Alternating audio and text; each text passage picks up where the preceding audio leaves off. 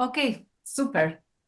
Mirë mbrëma atëre, mirë dita, mirë mëngjes, kurdo që ta dëgjoni këtë live. Sot jemi në takimin e 9 live. Faleminderit që vazhdoni, ju që jeni të rregullta, edhe ju të tjera që dëgjoni rregullisht, po pres edhe pyetjet tuaja, ju lutem mos hezitoni. Disa prej jush mi kanë dërguar disa pyetje, ju kam kthyer përgjigje. Mund të vazhdoni të më bëni pyetje edhe të tjera. Sot do flasim pak për zgjidhjen e konflikteve, sepse jemi në muajin e tretë pra te komunikimi. Modulet e tjera i keni brenda, i keni sot tashmë, keni qasjet e këto brenda programit, brenda në podja, kështu që ju lutem i hapni modulet e reja për konfliktet. Për komunikimin, lidhje me komunikimin, ndërsa sot zgjidhja e konflikteve. Tani, gjatë punës sime, normalisht që në çifte ndodhin problematika të ndryshme. Dhe gjatë punës sime këto i dëgjoj shpesh fjalët nga zonja që më thonë, në fillimet e lidhjes son nuk ziheshim fare, ishim shumë të dashuruar. Me kalimin e muajve fillojnë edhe këto, mosdakordimet, fillojnë konfliktet e vogla.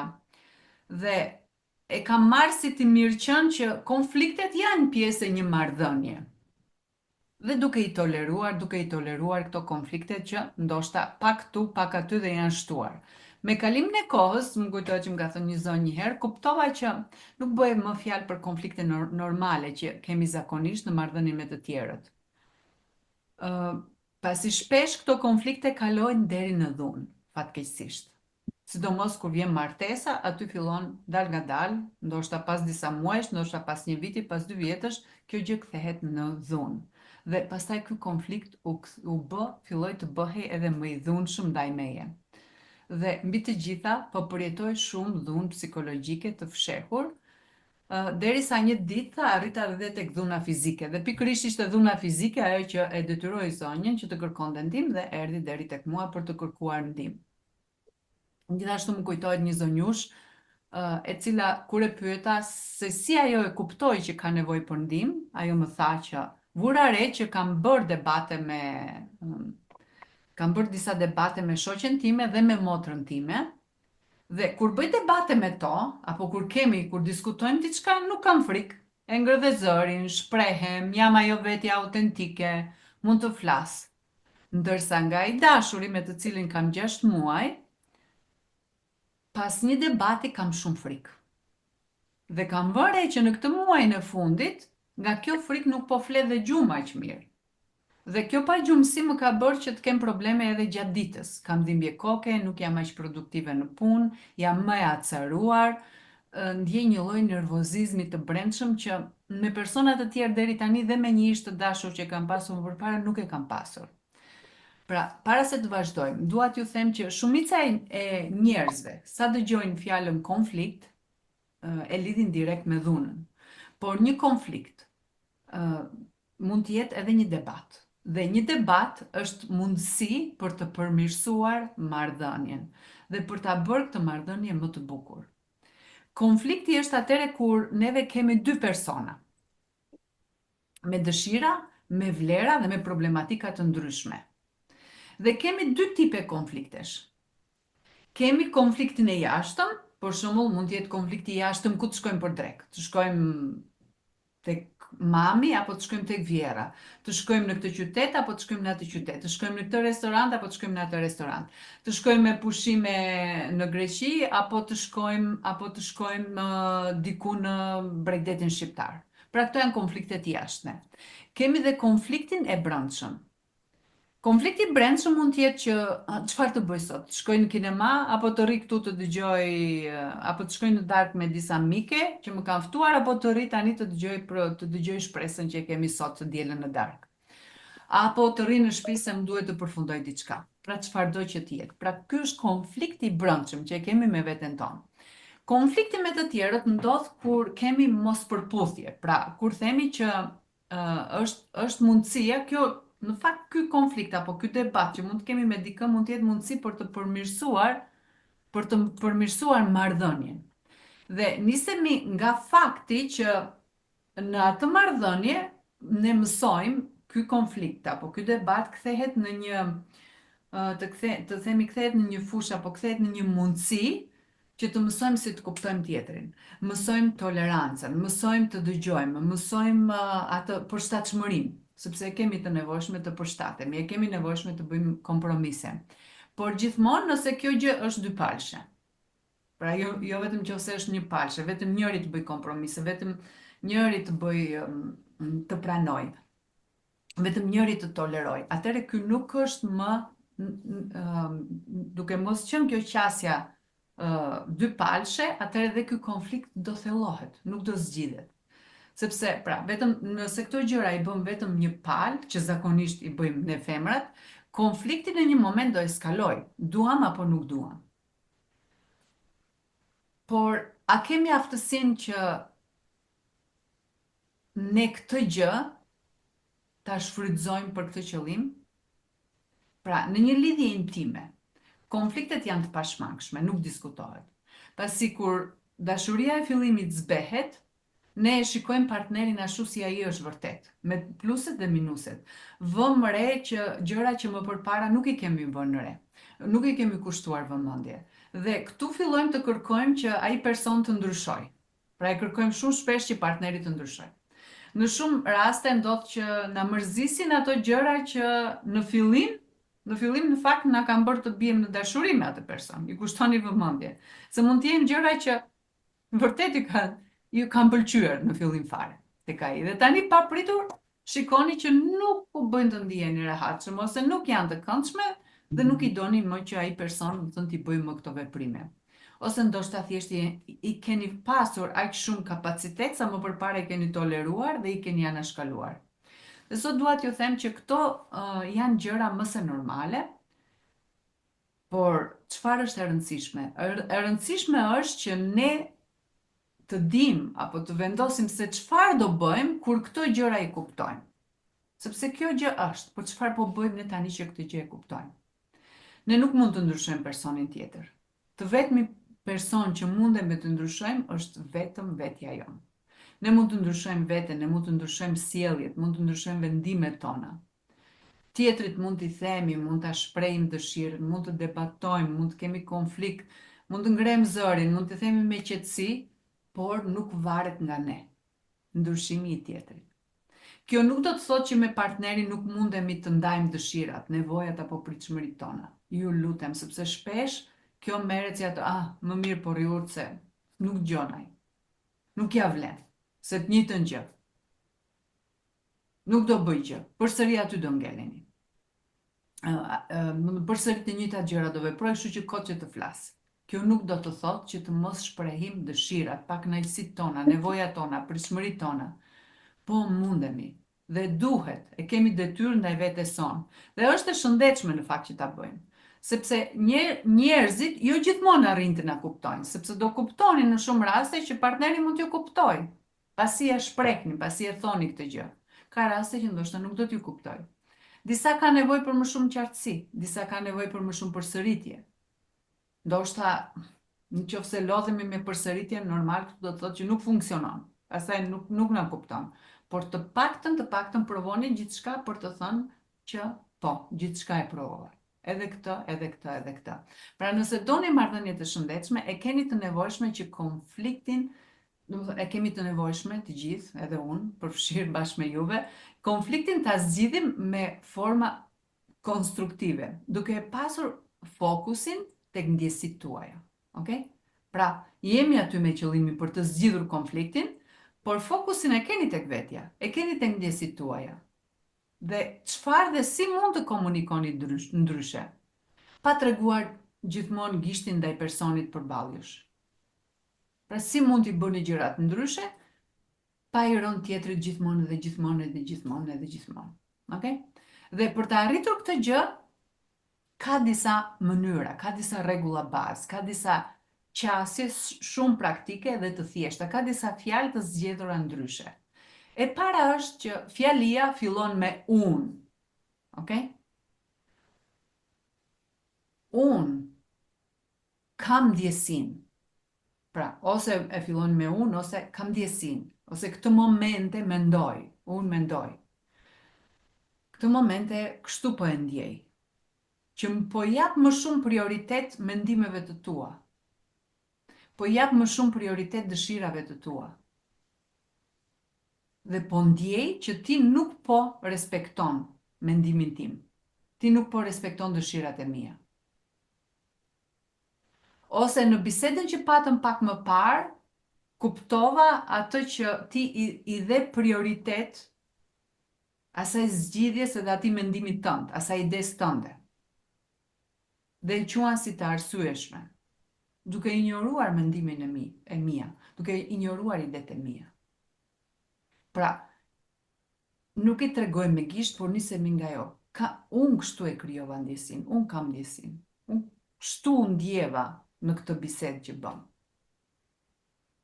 Kështu e ndjeva unë, që ti dhe prioritet.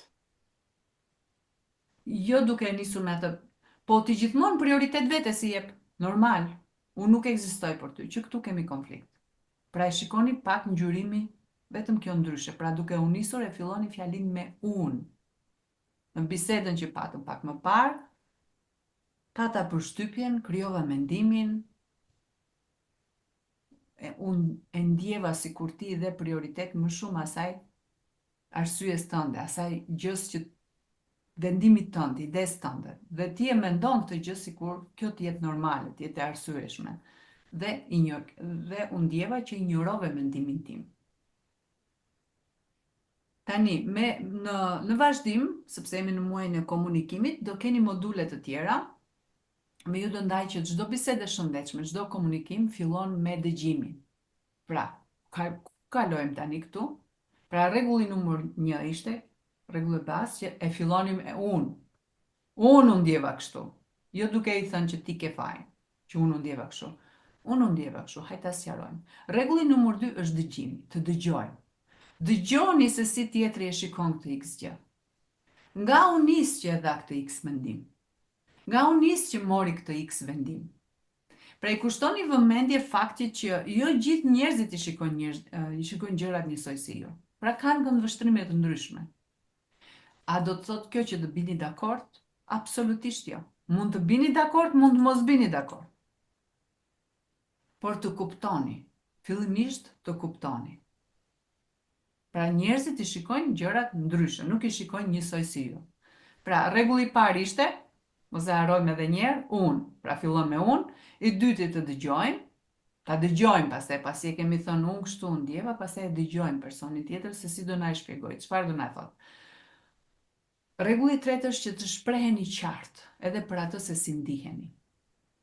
E në këtë lidhjen tonë ndihemi nënvlerësuar, nuk ndihemi respektuar. Ndihem sikur nuk më dëgjon. Nuk më merr parasysh dëshirat. Nuk e merr parasysh fjalën time. Nuk e merr parasysh lodhjen time. Nuk e shikon këtë gjë që unë bëj. Nuk i kushton vëmendje kësaj gjëje. Ndoshta edhe për fëmijët, nuk i kushton mjaft vëmendje fëmijëve. Pra shpreheni qartë për atë se si ndiheni. Për atë gjë që ju prek apo nuk e di çfarë do që të jetë. Hapi 4 është që ju vetë jepni zgjidhje, pra të gjeni zgjidhje të problematikës suaj. Si duke ja thënë, unë do ndihesha shumë më mirë nëse në këtë lidhjen tonë, në martesën tonë, gjejmë një zgjidhje të këtij problemi. Okay? Për shembull, si ti kushtojmë më shumë kohë dhe vëmendje dëshirave të mia. Si ti kushtojmë më shumë vëmendje, sepse unë e kam këtë dëshirë, pa mohuar dëshirën që ju keni. Unë kam këtë dëshirë. Si mund t'i kushtojmë më shumë vëmendje dëshirave të mia? Ose do më pëlqente nëse më pyesje më shpesh. Do më pëlqente nëse kujtoheshe pak më shpesh për këtë gjë. Do më pëlqente nëse XYZ, çfarë do që të jetë. Do më pëlqente nëse merri mendimin tim se çfarë dhe unë mendoj në lidhje me këtë problem, me këtë investim, me këtë për këtë shkollë të fëmijëve, për mësuesin e fëmijëve, për XYZ, çfarë do që të jetë. Apo do më pëlqente të më dëgjoje se çfarë mendimi kam dhe unë në lidhje me, apo për atë se çfarë unë sugjeroj.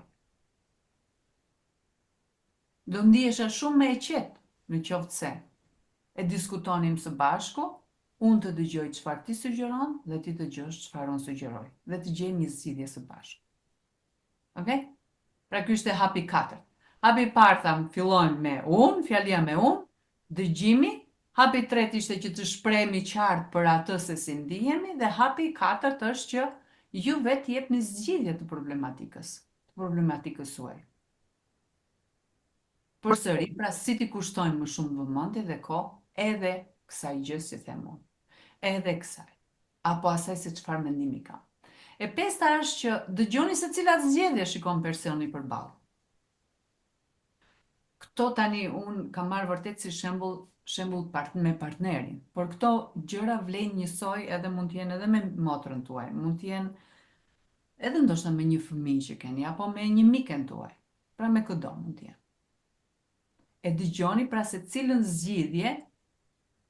zgjidhje shikon personi përballë. Jam dakord me atë që the. Që mund të pyes më shumë. Mua se mund të thot personi për shembull përballë që po ti pyet më shumë, që të marrësh më shumë informacion. Aha, jam dakord me këtë që. Pse ju mund të thoni, o Usart kam thënë unë, po ti nuk më dëgjon. Cila do ishte tani, jemi të sinqerta. Cila do ishte përgjigje e parë që na vjen në gojë? O, po sigurisht ke mendje ti aty. Sa herë kam thënë unë këtë gjë? Ose mund ta keni marrë nga partneri këtë gjë. Pra jam dakord, ja aprovoj, jam dakord me atë që the, që mund të pyes më shumë. Pra i japim pozitive. Ajo negative që thot, pra i jepni pozitive. Mua personalisht nuk më duket sikur nuk të kam pyetur asnjëherë ose nuk më duket sikur nuk e kam marrë mendimin tënd. Apo nuk më duket sikur XY, çfarë do që të jetë. Por mund të përpiqem që ta bëj këtë gjë më shpesh. Të premtoj që do mundohem me qëllim që ta bëj këtë gjë më shpesh. Të lutem në momentet kur ti e ndjen që unë nuk po të dëgjoj, që unë nuk po të respektoj, që unë nuk mo marr parasysh dëshirat apo mendimin tënd, apo kur unë insistoj që të t'imponoj diçka, se mund të thotë, më thënë, zakonisht partnerët mund të thonë, në shumë raste nuk po them, nuk thënë të gjithë, mund të përdorin të tani na imponosh tani me këto gjëra. Të na detyrosh tani me këto gjëra. Pra, kjo mund të dëgjohet shpesh nga ana tjetër. Atëre, a mund të më thuash, domethënë, në ato momente kur ti e ndjen që unë nuk po respektoj, apo nuk morr parasysh atë dëshirën, mendimin tënd, apo kur unë insistoj për të imponuar këtë dëshirat e mia, mendimet e mia. Okej, jemi dakord tu. Do më thuash që ta zgjidhim këtë gjë. Pra ja kërkoni paraprakisht, më thuaj, jam gati këtu, të dëgjoj, të kuptoj. Pika e 6 është që kërkoni zgjidhje për kompromise. Kompromis bëhet kompromis me të cilin të dyja palët jenë dakord. Pra shumë e rëndësishme kjo, nuk mund të jetë kompromis një palësh. Është ajo gjëja që thash edhe më lart, që në fillim fare. Pra kompromisi në një marrëdhënie me dy persona nuk mund të bëj kompromis vetëm një person. Në asnjë mënyrë. Është një kompromis që duhet bien të dakord të dyja palët, secili për pjesën e tij. Pra, mos harroni që nuk bëhet fjalë për atë se kush ka të drejtë, por bëhet fjalë për të gjetur zgjidhje të konfliktit. Nëse insistojmë me atë, me bindjen tonë, me idenë tonë, që kështu duhet jetë, sepse kështu e them unë, atëherë nuk do arrijmë atë sekondin. Pra, të gjejmë zgjidhje të konfliktit. Kompromisi do të thotë, domethënë, të gjejmë, të bëjmë një dakordim të përbashkët jo për të fituar, jo për të treguar kush ka të drejtë, sepse në fundit në gabimi më madhor që bëhet në çifte është pikërisht kjo, sepse e marrin si fushë betejë, që kush të fitojë. Po qëllimi i një lidhje martësore nuk është që kush të fitojë. Është që të fitojnë të dy bashkë. Okej? Të ecin të dy bashkë para. Kur nuk bien dakord, këtu pastaj normal do krijohet hendeku dhe do arrijë deri tek largimi, deri tek divorci. Nuk diskutohet, është e pashmangshme. ky fund është i pashmangshëm pastaj. Dhe vetëm kur kemi këtë, domethënë këtë qasje, atëherë bijem dakord, domethënë të dy ose të dyja palët, çrëndsi ka. Pra që t'i kushtojmë dhe këtu pastaj i kushtojmë me qëllim, i kushtojmë vëmendje dëshirave. Okay? Dhe si mund të flisni partnerit kur kërkoni zgjidhje, pra kur e keni diskutuar, keni bërë një kompromis, atëherë ram dakord të dy që t'i kushtojmë më shumë vëmendje kësaj gjëje? Atëherë jemi i edhe ti dakord, unë jam dakord, kjo gjë, t'i kushtojmë më shumë kohë. Për këtë gjë do ta bëjmë 2 herë në javë. Apo për këtë gjë. Je dakord edhe ti? Atëherë jam dakord. Je dakord, ti je dakord dhe je gati që të ma kujtosh, të më thuash në qoftë se unë harroj? Kur e ndjen që kjo dëshira jote ndoshta nuk po merret, apo nuk po konsiderohet, apo po harroj? Pra bëjmë një lloj marrëveshje paraprake. Është njësoj sepse shpesh edhe një lidhje martesore në fundit është marrëdhënie, është marr dhe jap. Ka një interes. Personalisht kam filluar të heq dorë nga kjo mendimi që dhe sidomos kur e dëgjoj dhe nervozohem pak. Në përgjithësi, e ka me interes ai. E ka me interes ajo, e ka me interes ky. Në fundit, në çdo marrëdhënie të gjithë kemi një lloj interesi.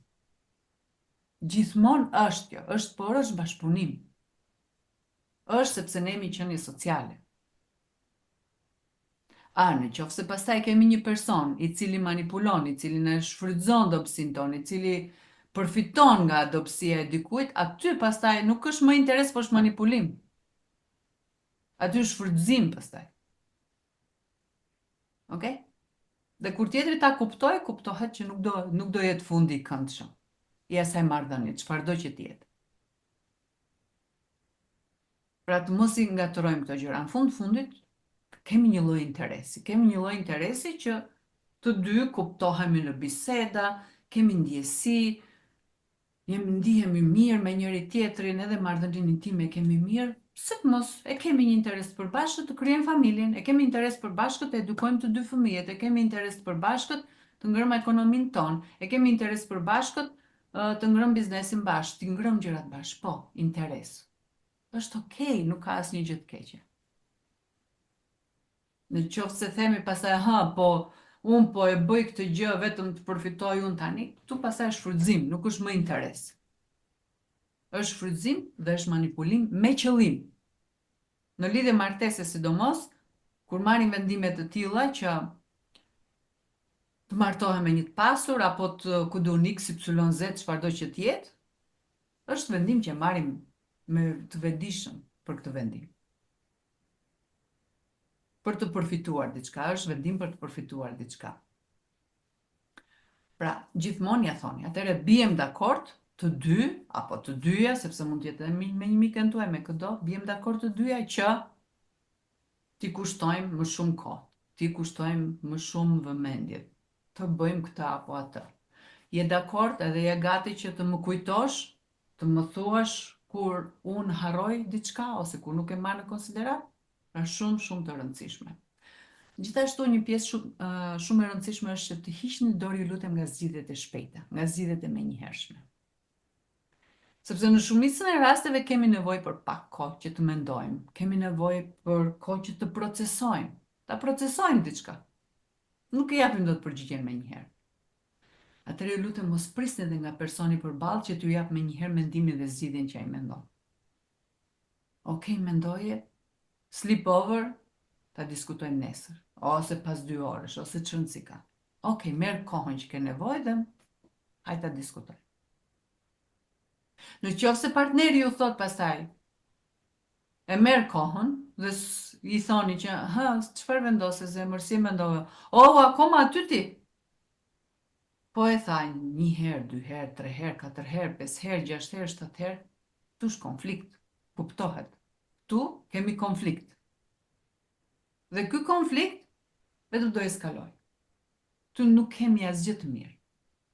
Akoma aty e ke mendjen ti, akoma aty vazhdon.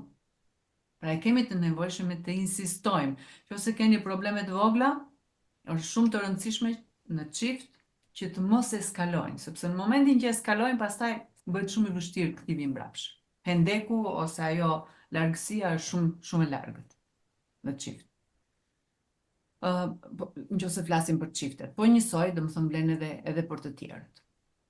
Pra, të heqim dorë nga ajo zgjidhje e menjëhershme, por të mos heqim dorë nga ajo që kemi të drejtën të na japi përgjigje për atë gjë që kemi debatuar, e kemi diskutuar. Dhe kur personi përballë jep mendimin e tij, ju pra mund të keni përsëri, mund të thotë, shiko, unë e pash kështu edhe mendoj kështu. Por ju ndoshta vetë s'keni arritur akoma në konkluzion. Ju vetë mund të keni nevojë akoma për kohë. Në mënyrë që akoma ta procesoni. Aha, okay, super. Të lutem jep edhe mua pak më shumë kohë. Se unë akoma nuk jam konfuze, jam konfuz. Jam konfuze dhe nuk e kam shumë të qartë, më dua edhe pak më shumë kohë.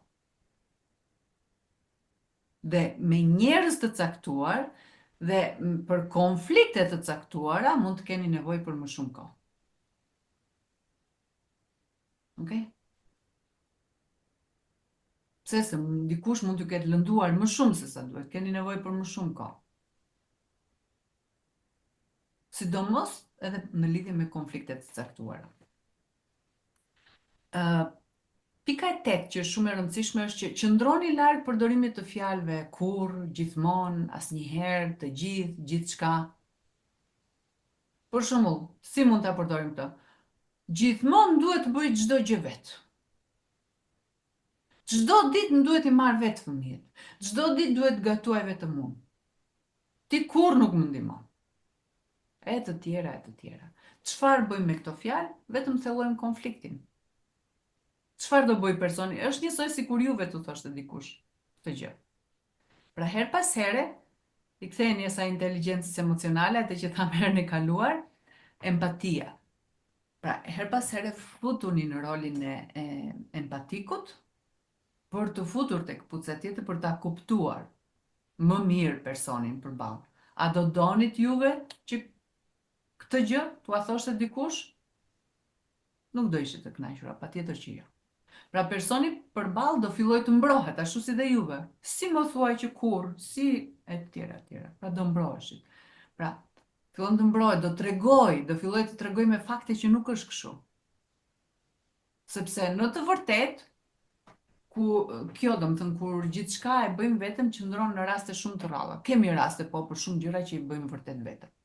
Që bëjmë vetëm ne. Mund të jetë gatimi ndoshta në shtëpi, mund të jetë, nuk e di, diçka do më thënë mund të keni, por këto janë raste më të rralla, janë shumë të rralla. Jo për gjithçka e bëjmë vetë. Prandaj ju lutemi evitoni këto fjalët ose analizoni shumë mirë nëse është vërtet kështu. Gjithmonë, të gjithë, gjithçka, çdo gjë e analizoni mirë. A është vërtet kështu apo jo? Në qoftë se jo, përpiloni ndryshe fjalin. Tani, një shembull tjetër që mund t'japim për shembull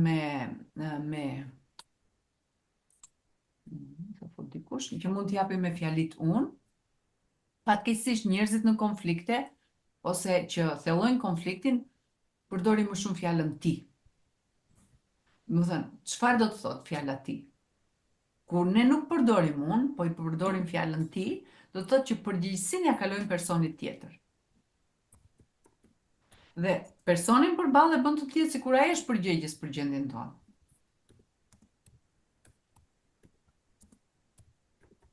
Por e vërteta është që zakonisht jemi ne ata që për arsye të ndryshme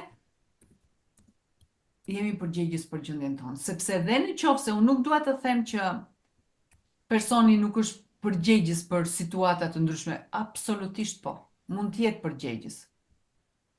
Mund të jetë shumë përgjegjës për situatat që ka krijuar në familje apo për një marrëdhënie me juve e tjera.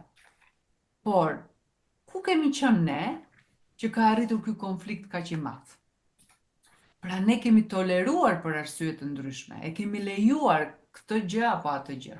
Kemi lejuar një gjë tjetër. Pra nuk është edhe përgjegjësia komplet e personit përballë. Më vjen keq të them, por edhe në rastet e dhunës, kur është dhunë fizike, dhuna fizike nuk fillon me njëherë. Kemi toleruar një gjë para kësaj. Kemi lejuar një fjalë të tepërt, kemi lejuar një ofendim, kemi lejuar një gjë, kemi lejuar dhe një gjë, kemi lejuar dhe një gjë, dhe derisa arritur te dhuna fizike. Nuk arrim direkt tek dhuna fizike. Asnjëherë ka një gjë tjetër para kësaj. Dhe këtu marrim përgjegjësinë për pjesën që ne kemi lejuar.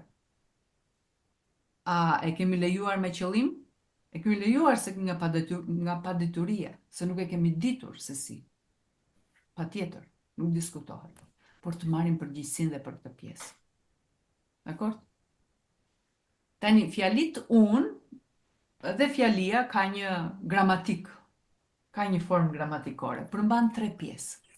Pra, fillimisht përshkruajmë sjelljen, atë veprimin konkret që e shikojmë si burim të problemit, apo si shkak të X konflikti që mund të kemi. Dhe pastaj përshkruajmë pasojat, pra çfarë sjellja, veprimi, kjo gjë solli këtë gjë, pra shpjegojmë pasojat që solli kjo gjë, kjo X situatë, kjo sjellje, ky vendim, çfarëdo që të jetë, dhe e treta, themi se si ndihemi, duke qenë të sinqertë. Dhe këtu është pjesa më e vështirë, se ajo pjesa e parë kemi të lehtë, ti themi. Po, se ti e ngritë zërin kështu dhe unë prandaj bëra kështu, okay? Ndërsa ai kthehet nga ana tjetër dhe thot, po se ti kërkove ngele duke kërkuar, më detyron të ngre zërin. Ne ngelemi tek këto dy pjesë. Ngelemi tek këto dy pjesë. Rrotullo tek këto dy pjesë. Pra, themi se si ndihemi duke qenë të sinqertë, që unë ndihem kështu. Nga kjo gjë, nga ky veprim ndihem kështu. Pra, dhe kjo është pjesa më e vështirë. Sidomos kur nuk jemi në kontakt me ndjesitë brenda nesh, kur nuk jemi në kontakt me veten tonë. Ma acaron kur gjithmonë vonohesh. Çfarë do të thotë kjo? Është fjalia me ti. Ndërsa kur themi mërzitem, acarohem kur vonohesh, sepse mendoj se nuk do t'ja dish për mua, nuk i merr në konsiderat planet tona së bashku, është ndryshe apo jo? Këtu e kemi lënë fjalin në mes, ma acaron kur vonohesh. Deri këtu. O, po ti normal, se ti se di se sa punoj unë. Atë punë ti acarohesh, ti vetëm me si pretrasin të acarohesh, do të përgjigje ati nga ana tjetër. Ndërsa kur nisemi nga kjo, zemër, mërzitem, acarohem kur vonohesh. Sepse mendoj që me këtë gjë, më duket sikur nuk do t'ja dish për mua. Sikur nuk i merr në konsiderat planet që i bëjmë së bashku. Sikur nuk do t'ja dish shumë për fëmijët. Ata i merr malli për ty. Okay? Është ndryshe. A do ketë rezultat? Nuk e di. Varet nga njeriu. Jo gjithmonë kanë rezultate këto gjëra, nuk diskutohet. Por, të paktën është mënyra ndryshe. Nuk keni dhe ju pse ta acarojeni, sepse që në momentin që i themi, o, ma acaron, për natë kur vonohesh, gjithmonë vonohesh. Ma acaron. Edhe ai nga ana tjetër do acarohet, edhe ju do acarojeni më shumë. Ndërsa kur e thoni këtë jeni të qeta. E thua, e ke nxjerr nga vetja. Mërzitem kur vonohesh. Se mendojnë që vërtet nuk duhet ja, duket sikur nuk do t'ja dish për ne. Nuk do t'ja dish për fëmijët. Nuk i merr në konsiderat ato gjërat që diskutojmë së bashku, planet që bëjmë. Okay?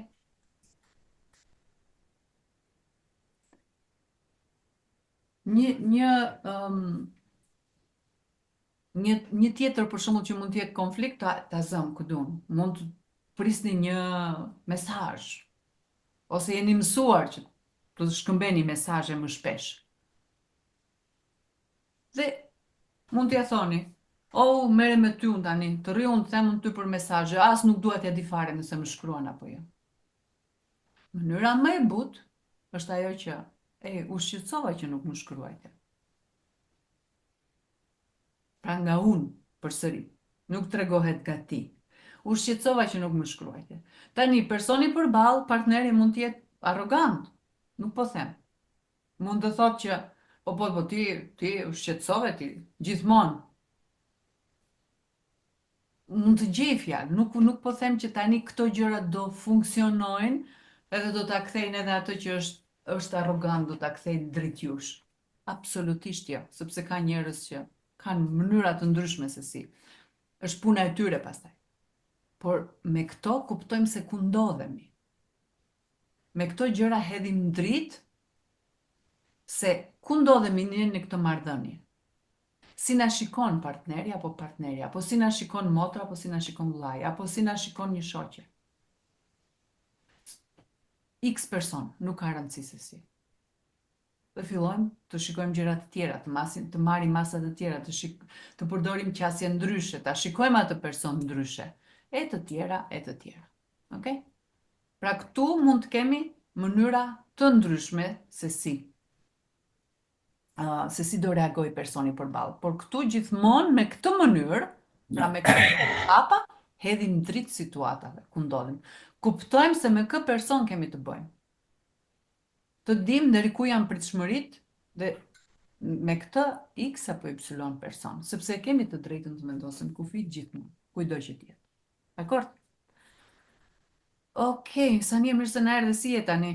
T'ju ndaj pak në dhoma, por pyetja është kështu që gjeni 2 raste konkrete nga jeta juaj kur keni pasur konflikt me 2 persona të ndryshëm. Okay? 2 raste që keni pasur një debat me 2 persona të ndryshëm. Dhe keni përdorur fjalin ti. Ti më bëre kështu. Mund të jetë me motrën, mund të jetë me partnerin, mund të jetë me fëmijën, nuk e di me këdo. Gjeni 2 raste të lehta të ndryshme.